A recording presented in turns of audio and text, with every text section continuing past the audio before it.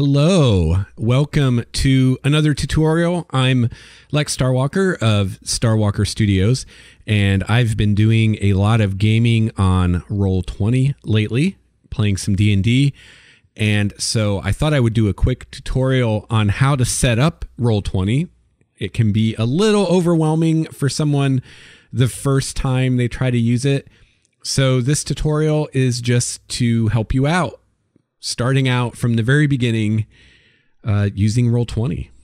So I will do my best to illustrate all this. So I'll start out and bring up my Roll20. And my video is super big right now, so you can't see it very well. Let me fix that. All right, so this is the Roll20 landing page, and yours is going to look different. You probably won't have any campaigns here, but the way that you start out saying you want to GM a campaign is the first thing is you create a new campaign, which I'm going to do just to kind of show you how this works. And here you go. This is the page you start out with. So you give your campaign a name. So I'm just going to call this test campaign, and tags are for specific games. So if you start typing in your game, whoops, I guess you don't want to do a space right here, Dungeons and Dragons 5th. That's what I want. So you click that. That gives you your tag.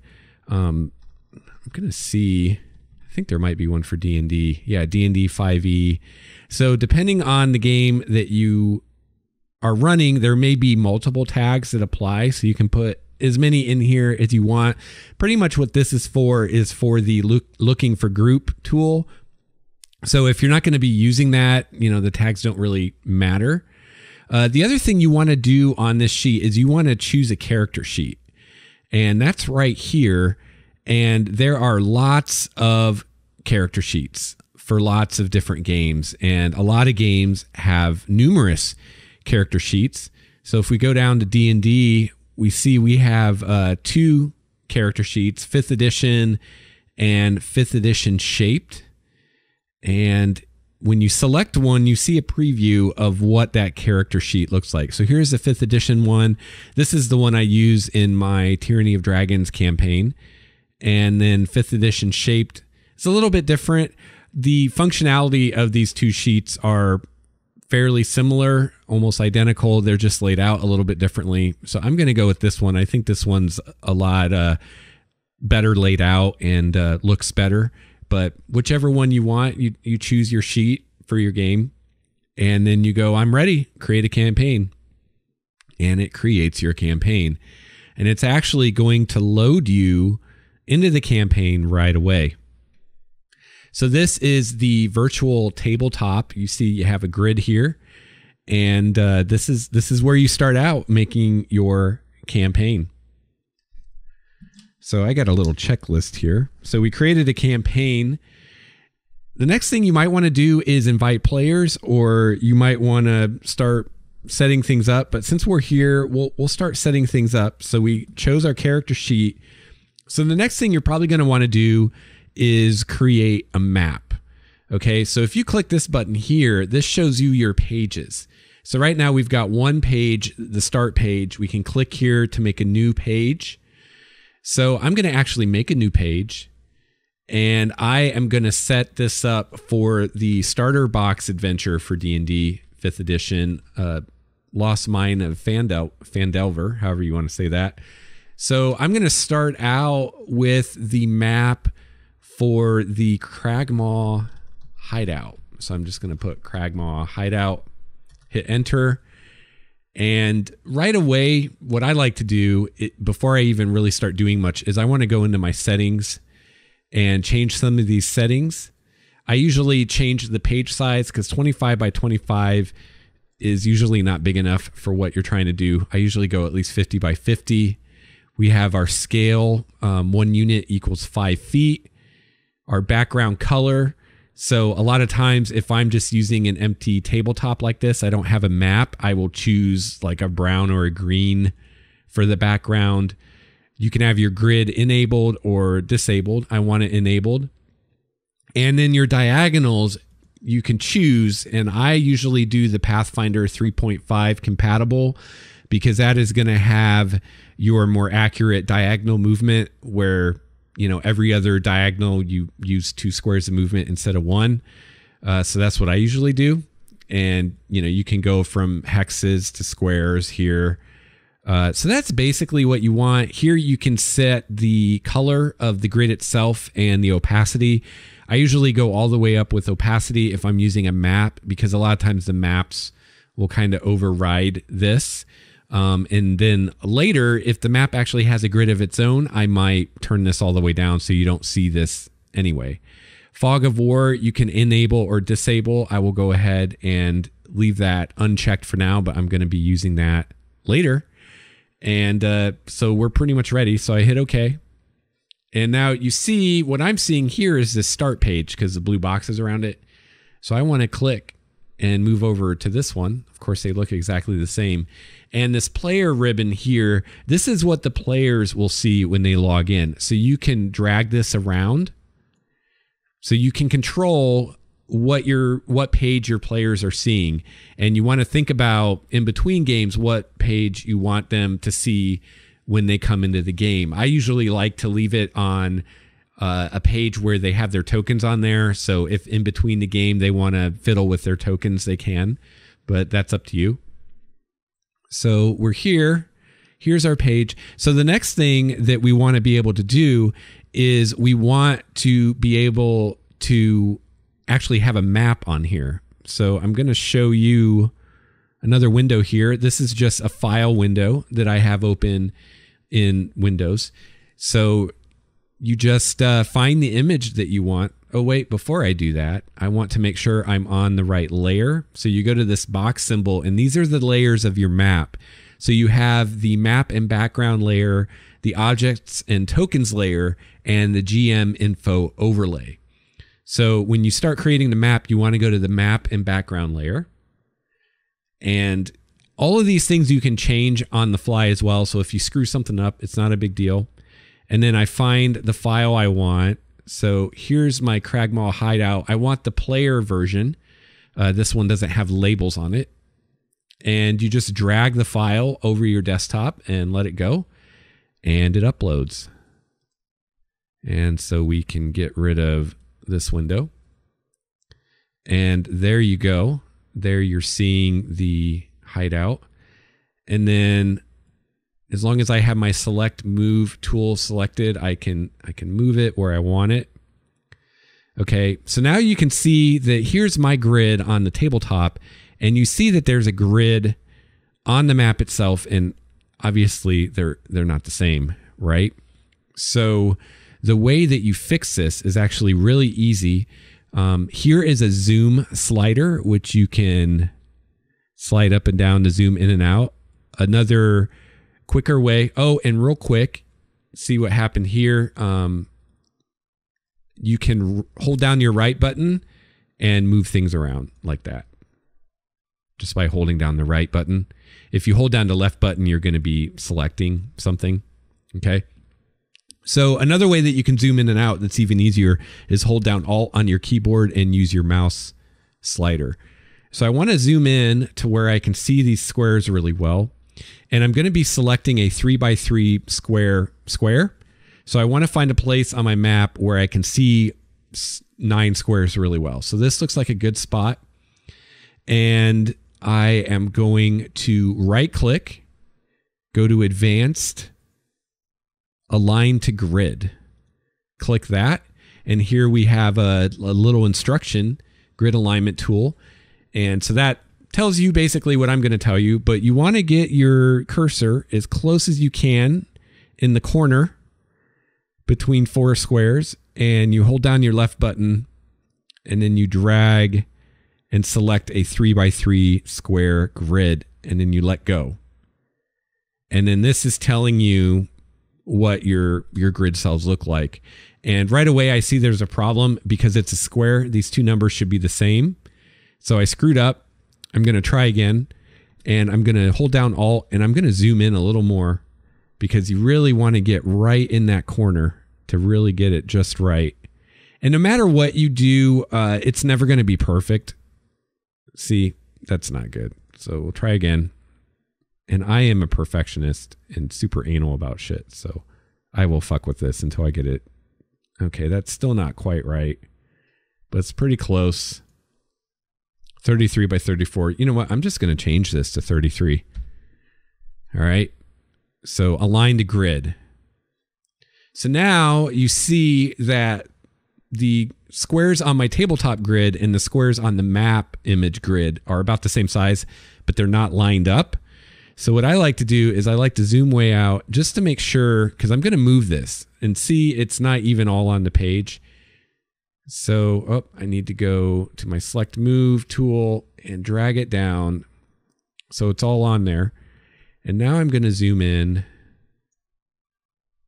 and find a good spot again. And now what you do to line this up is you hold down your Alt key, click your left button, and you kind of drag it around until the squares line up. You'd let go your mouse button, let go of the Alt key, and there you go. And now you zoom out to make sure your whole map is still on the screen. It is. We're good. And now we're lined up, right? So to show you how things are never perfect, you see right here where I did it is pretty freaking close, right? But if we go way somewhere else on the map, actually, it's really good. Okay, so this is a really good map. What will happen in a lot of maps is, you know, maybe over here is where you lined up your squares and it's perfect. And then you go way over here and they're off a little bit. And that is just usually the map image itself is not actually consistent, the size. And there's not really anything you can do about it. You know, as long as it's close, it's going to work for you. And then what I like to do is now that I've got this all set up, I go back into my settings for that page and I turn the opacity, oh wait, that's the wrong one, of my grid all the way down. Okay, so now I don't see this grid on my tabletop at all. All I see is the grid on the map. So, you know, you don't have two grids, which can be confusing. Although if they're perfectly lined up, it's not so bad. And what the grid on the tabletop is going to do is your tokens are going to snap to that. And also there's this ruler tool here where you can see how far it is from one area to another. So like if you have a wizard that's got a spell, and let's say your wizard's standing right here where this stalagmite is, and his spell only goes 30 feet, you can see how far he can shoot that. And so obviously being aligned to the grid properly is going to affect how that works. And it's going to affect the snapping of your tokens. So what will happen is if you're not perfectly aligned across the whole map, your distances are going to be fine, but your tokens may not snap exactly to these squares on the map, which really isn't a big deal. So that's how you align the map to the grid. And again, once you've done this, you can move around by holding down the right mouse and moving the whole tabletop around, but you don't want to actually move the map on the tabletop, because if you do, then you'll have to align to the grid again because it's going to be off. All right. So there's your map. We got a map set up. Let me look on my outline here, see what I should tell you next. Create a map, align the grid. All right. So now the next thing is creating a token page. And this is a really kind of cool trick to simplify your life. So we're going to use this start page for this. So we're going to go over to the start page. And now what I could do is I could put the players over on the hideout page. And you notice it doesn't do anything to me. That is just affecting what the players see when they come in to the session. So I'm on my start page and I'm going to call this tokens. And all this is a place for me to keep all my tokens, all the player tokens and all of the NPC tokens. Now, this is not a page I'm ever going to want to show the players because I'm going to have monsters and stuff on here that I don't want them to see. So again, I want to make sure I'm on the right layer. So I want to be on objects and tokens layer now. All right. And so now I'm going to show you how to create a token. So again, you have a file window open in Windows. So I'll show you that again. And I have a token here, token. And all I do is I just drag it to my tabletop, let go, and where did it go? Oh, I dragged it to the wrong. There we go. I don't know if you even saw that. Instead of dragging it to the tabletop, I dragged it to the software where I'm recording this. Okay, I drag it to the tabletop. I let go. It uploads. And there it is. Now, of course, it's way too big, right? So you can fix that. You just resize it here. And you see it snaps to the squares. If I try to put it in the middle, it'll snap to a square. So that's where your squares come in. And, you know, if you're slightly off with your map, it won't snap exactly to the squares on your map. But again, not a big deal. So this is a token.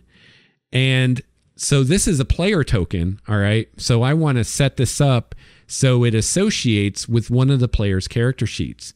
So the next thing is to show you how to assign a character sheet to a player. So you go here to journal, and I'm going to add character. All right. So right here this is creating a character sheet that I'm going to assign to one of my players. So we're going to name this guy Steve. Steve the Barbarian, I think is what he's going to be. And here I would select which player has this character. So normally you would have all your players in the campaign. This is a new campaign, so I'm the only one. So there's me.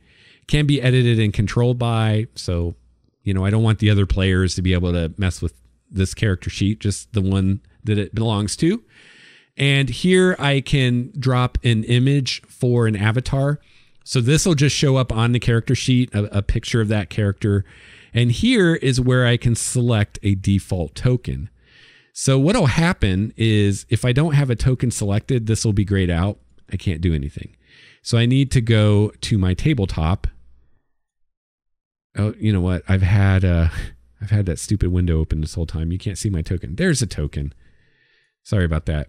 So I go to my tabletop, I select this token, and now use selected token. And there he is. So he's now associated with this character sheet. I save changes. And there we go. And so if you ever want to change that token, you do it here, edit. That's where you can see that. And the GM has to do this. The players cannot do this. They can add an avatar image, but they can't associate with a token. The GM has to do that. All right. And so here is the bio info, which again, the player can do this. If you go to edit, that's where you put this info in. And again, this is where a player could put their background and all kinds of stuff, and it's going to show up on that front page. This is where you as the GM can put things that the player won't see. So here is our character sheet. Okay. And we have different tabs. So here's your core stats. And a cool new thing that they've just recently added to Roll20 is you can pop this out right here into a new window. I'm not going to do that, but you can do that, and it's super convenient. And I would recommend always popping out your sheets. But you can fill this out. Any green field you cannot type numbers into. Those green fields are derived from numbers that you put in white fields. So if I say, okay, this guy has a 16 strength, boom, then it figures that bonus. So these sheets are really nice because it does a lot of the totaling of things and the math for you.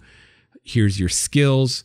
So on a skill, you can say proficient, yes or no, if you have expertise, if you have jack of all trades. And again, if you use a different sheet, it's going to be slightly different, but they're all pretty similar.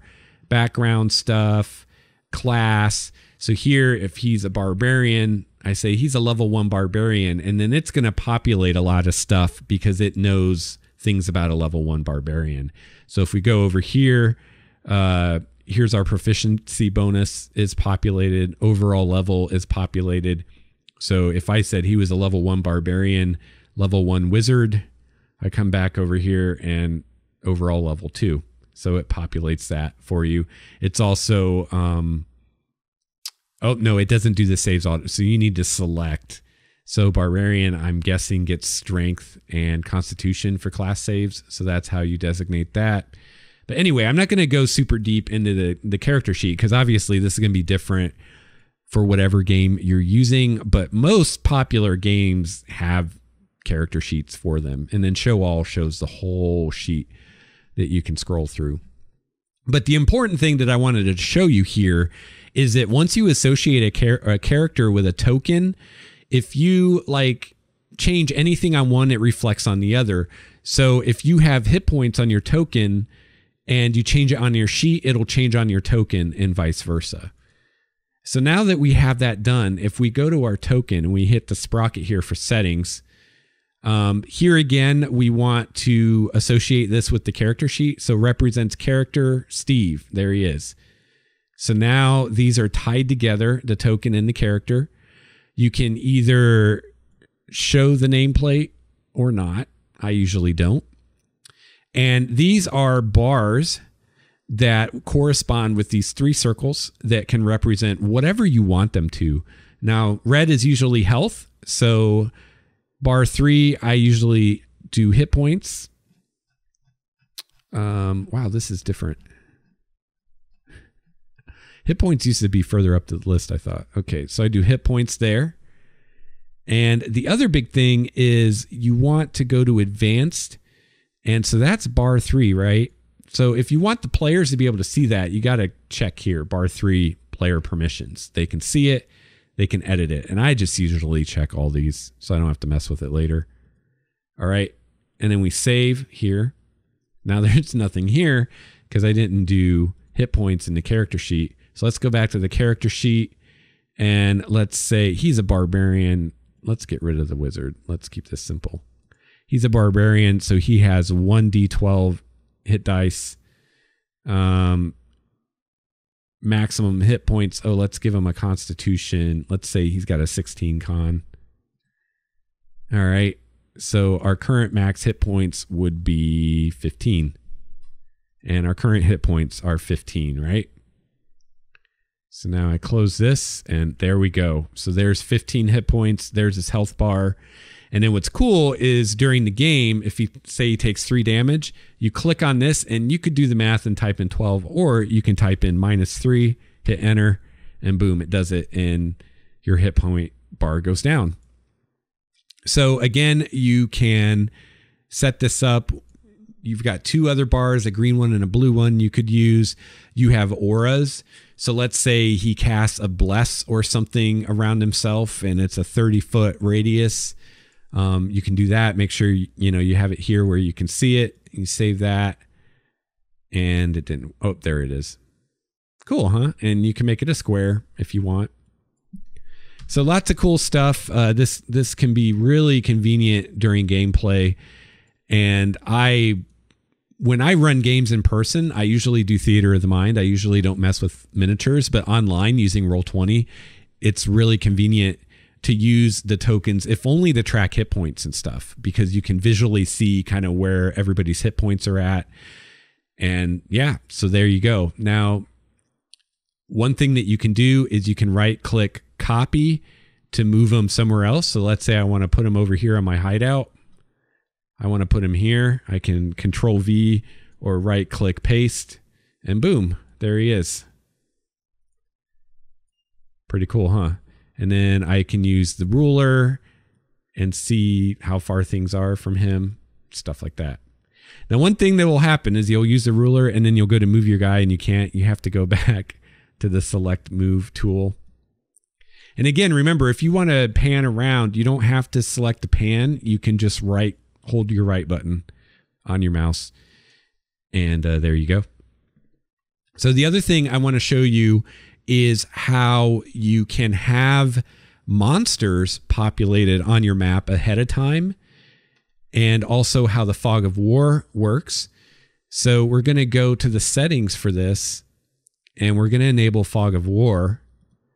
And right away you see it's kind of gray. So that's signifying to you as GM that the fog of war is enabled, and the players will actually just see black. They won't see anything here. And then what you can do as they explore, so let's say Steve's over here and he's going to go check out this place, is you can reveal areas and then boom, this is what the characters see, what the players see. And there's just the regular reveal like that. There's polygon reveal where you set up your points.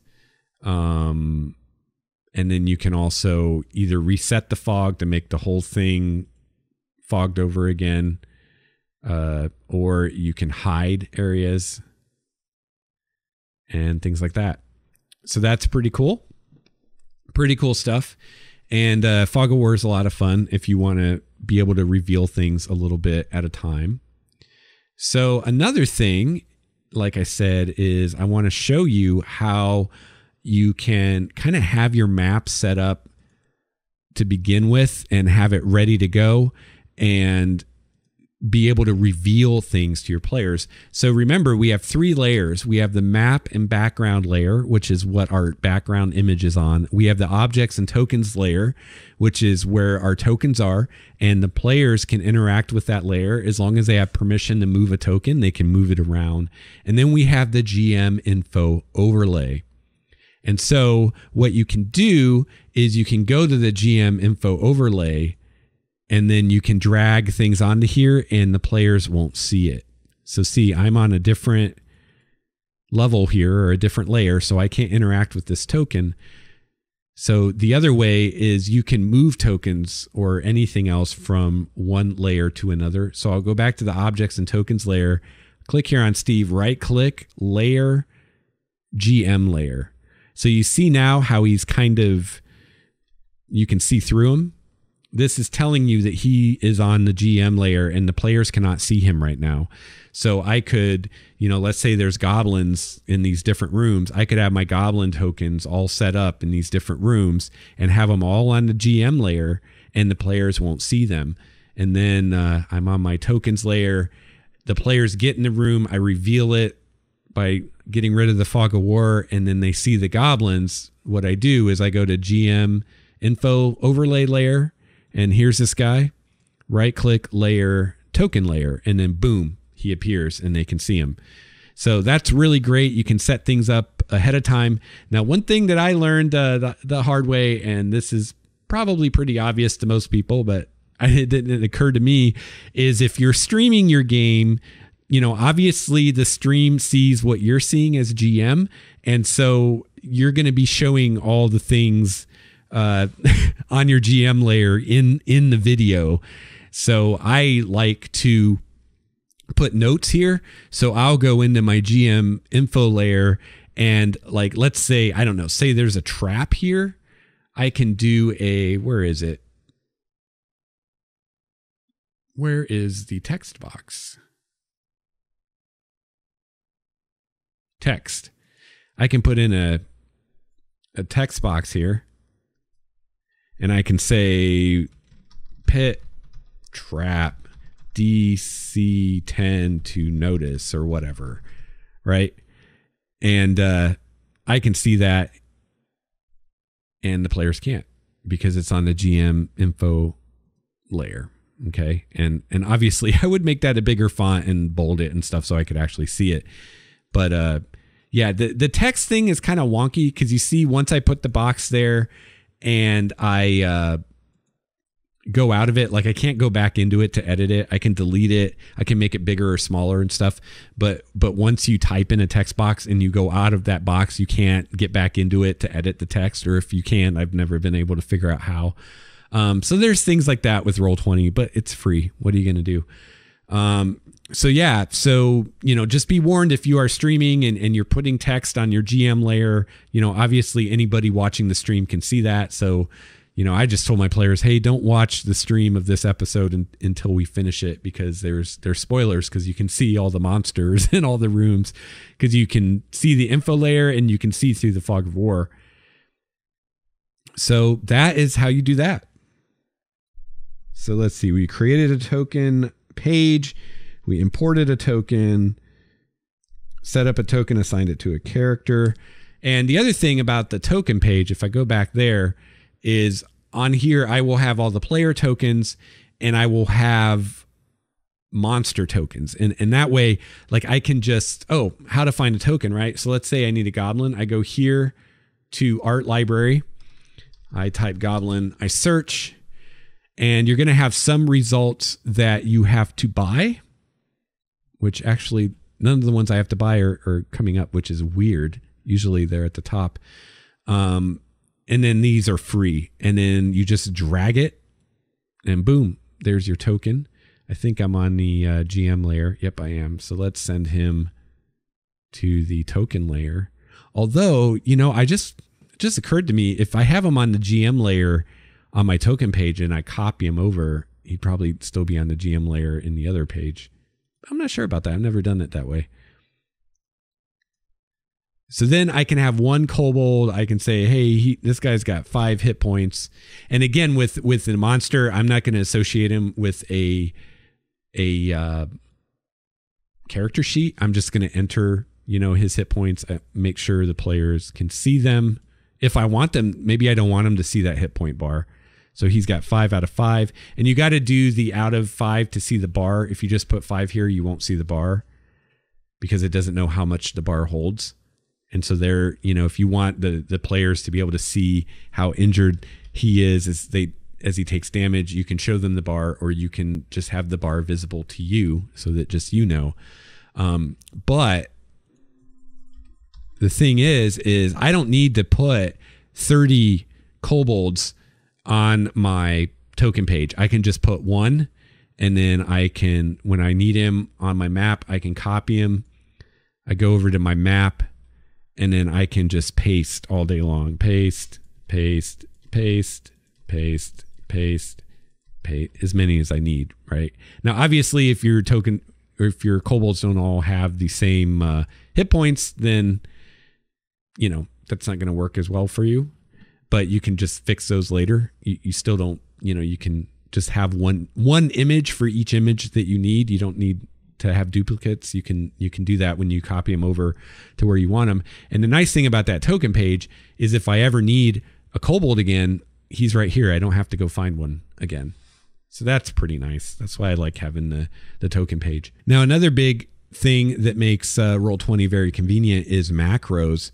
And so if you go to your settings here, this is where you can set up macros, and I will link some macro videos that another gentleman did on YouTube that really goes into macros and how to create some awesome macros, and definitely check those out.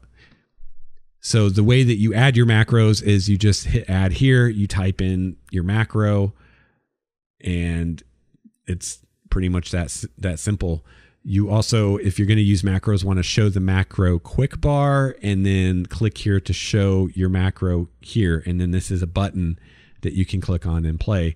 I think macros are more useful to GMs than to players. Players are going to tend to use the character sheets. The character sheets are very useful now, and I'll show you that in a second. But while we're here in settings, here's where you can change your display name, which is right here. Here is where you can control your video. So this is what you're broadcasting. So you can broadcast video and voice, or just voice, or neither. Here's what you're receiving from the other players. Again, video and voice, voice only, or nothing. And then here's your avatar size. So you can have regular, which is this size, large, which is this size, or just showing a name. And a lot of people, when they watch my streams, are like, what program is that? And we say Roll20, and then they're like, how do you get it to look like that?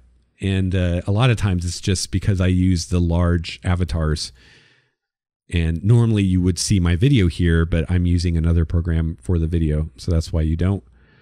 Here's where you can actually change those token bar colors if you want. And the other big thing here is, here's where you exit the game, and here's where you can rejoin it as a player to kind of see what it looks like to your players if you want to do that. So if we go back over to where our character sheet is, and I open my character sheet, the cool thing here is, actually, let me move Steve's token over so that we can play with it. Put it over here, open his character sheet. And we go to our chat window here. You can do a lot of rolls and stuff from the character sheet. So this might be kind of funky because I don't have a lot of information entered here, but let's give him a dexterity. Let's say he's got a 12 dexterity, so he can have an initiative bonus.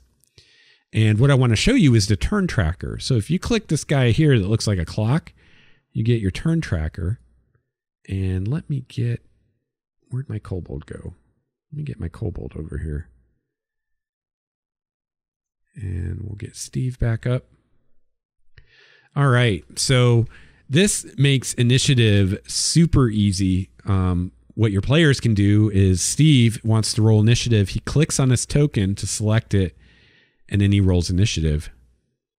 And not only does it roll his initiative here with his bonus, his 3 or his +1 bonus for his dex, which is right here, tells you he rolled an 8, but it also imports him into the turn order.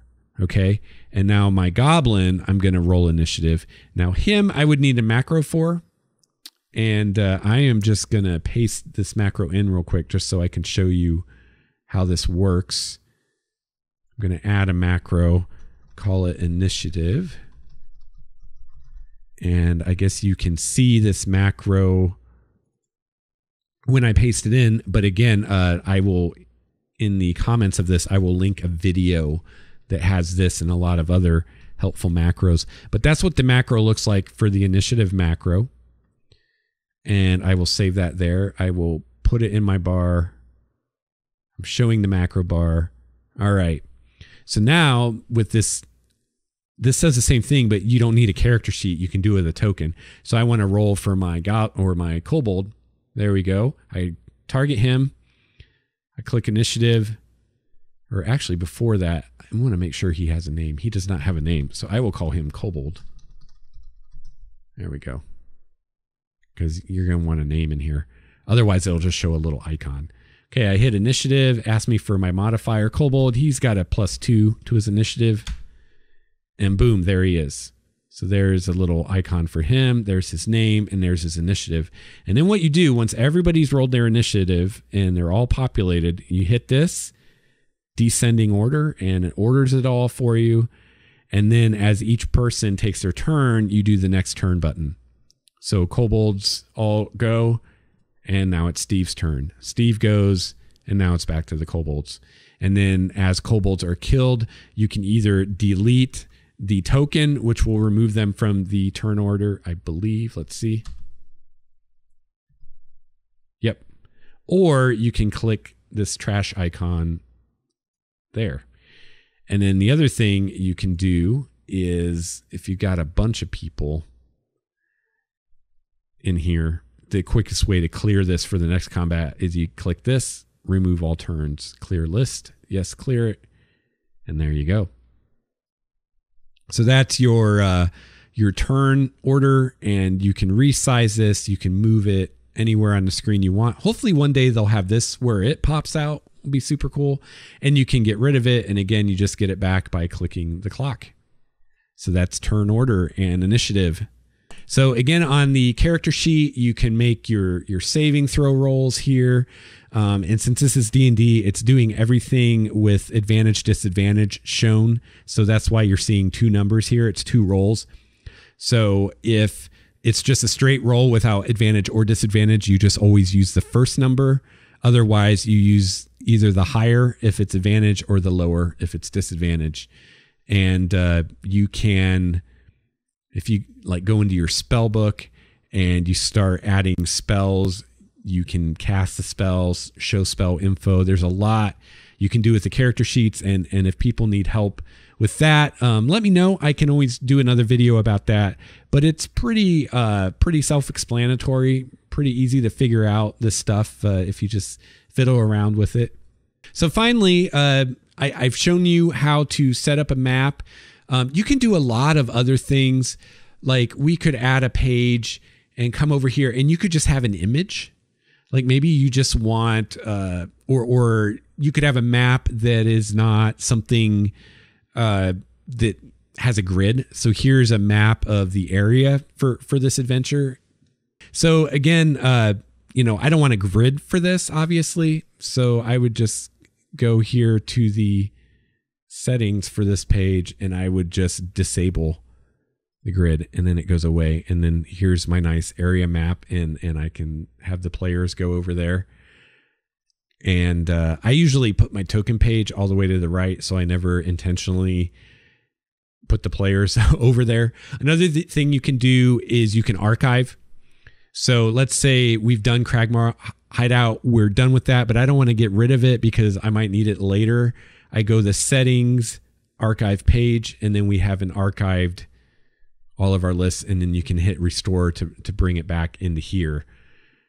So you can do that. You can also, here in the handout section, in addition to adding character sheets, you can add a handout. And here you can drag an image here if you want to have just like a picture of a monster or something like that you want to show to the players. And you can choose which players can see it. So there's only me in this campaign right now, but if you had 5 players, it would list them all, and you could choose one individually, or choose multiple ones individually, or choose all players. And then you can select who can edit it. You can type in notes, GM only stuff that only they can see. Again, you can archive things. So let's say I put my map in here just to show you how this works. I could do it as a handout. So that way, once you give players access to a handout, they can come look at it when you're not online. Where the map like this, if they want to come look at this and you don't have the player ribbon on that, let's say you've got the player ribbon. Well, I wouldn't put it on tokens, but say you got it somewhere else. They can't, all they can see is what the player ribbon is on as far as the tabletop, but they can go into these handouts whenever they want. So a lot of times what I do is, say I want to reveal this at some point during the game, I won't give players access to it so that they can't go in ahead of time and see it. So instead I will have it, no one has access to it. And then when I want to show it to them, I click here, show to players, and it asks me if I want to share it with all my players because no one has access. So if I say, yes, show it to everyone, it not only now they have access. So if I look now, it says in all players' journals, but it also, when you click that show to players, it'll splash up on their screen. So that's how you do that. All right, so we are going to exit this campaign, and I'm just going to show you a couple other things, and I'll wrap this up. So where is my test campaign? Oh, here it is. See, I don't have an image. So I go into that, and this is your campaign page. So right here is where you can either drag and drop a file or choose a file through your Windows Explorer to be like the icon for your campaign. So if we go back to here, you see all my campaigns here have images. So that's what that is. And here you can invite players. So if you click this, you can add their email addresses. You can also copy this link here and give them that link. And if they click that link, it'll add them to the campaign automatically. So that's the 2 ways that you add players. You can see your chat archive, which is pretty cool. So here we see the few rolls that I made. Campaign settings, if you go into that, this is where you can do a bunch of things that you can't do unless you pay. You can change your character sheet if you want.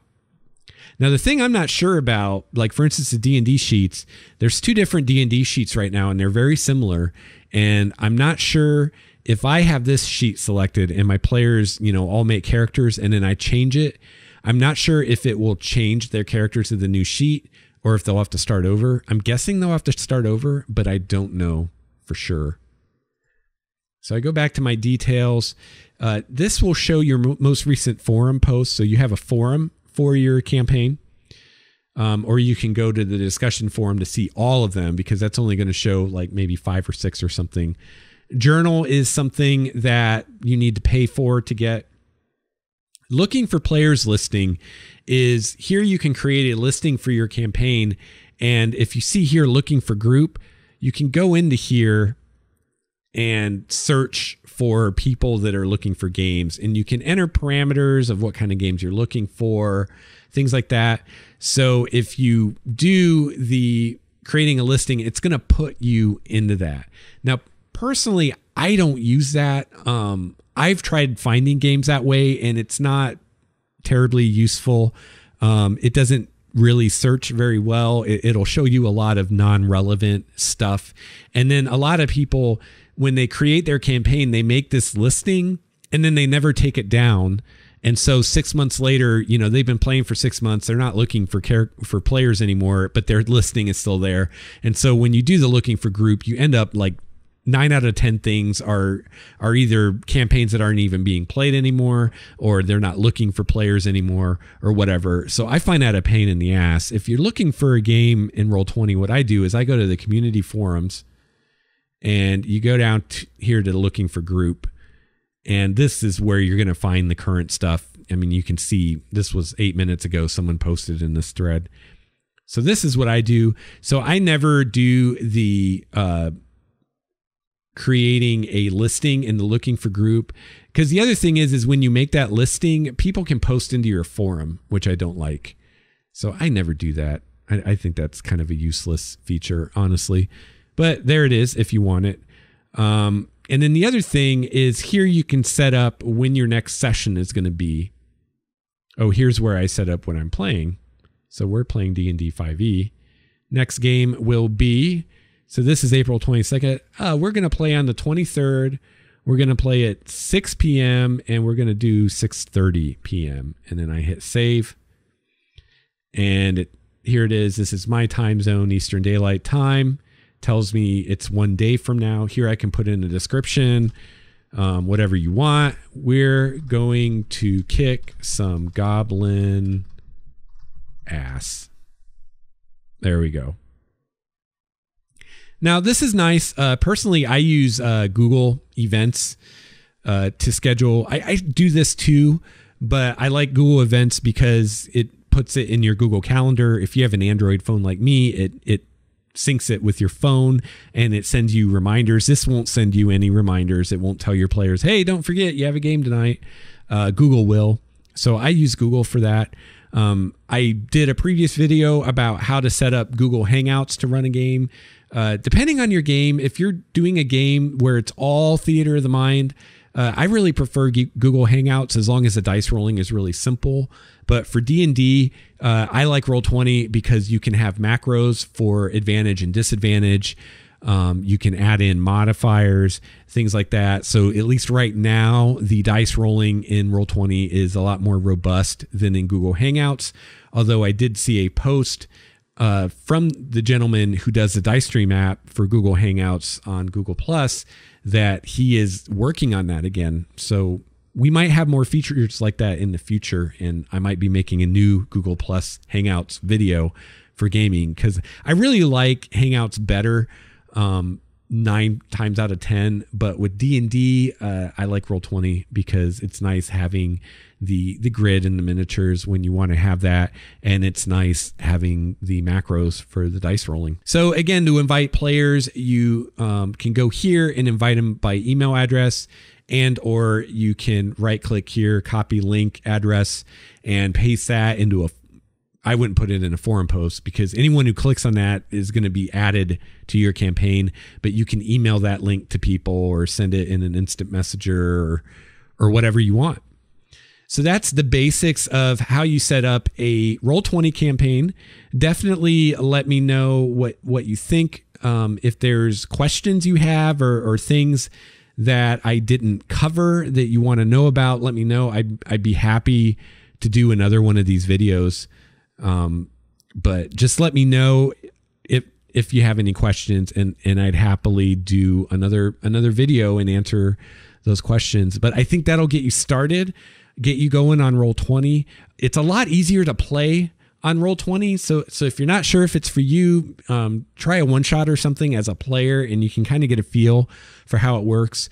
It is, once you start GMing, setting this stuff up is a little bit more involved, but it's not super hard. Honestly, I figured all of this stuff on my own. There are a couple things like snapping to the grid and stuff like that I went into the Roll20 forums for. And let me show you that real quick. They have pretty good forums here, helpful community. So if you go to community forums, specific use right here, map alignment and you, or 101 ways to get your grids to a road. This is how I learned it. So you go into that. There's a really great tutorial. I think it's even a video on how to do that. So you can post questions in here if you have specific questions like, how do I do this? How do I do that? But most of the stuff is pretty user friendly. It's pretty easy to figure out on your own, and with the forums. But I know, people don't have a ton of time a lot of times. And so I have a buddy that's just starting to run his first game on Roll20. So I thought I would do this for him, and anybody else that this can help. So let me know what you think. Let me know if there are any other questions that you have. Thank you.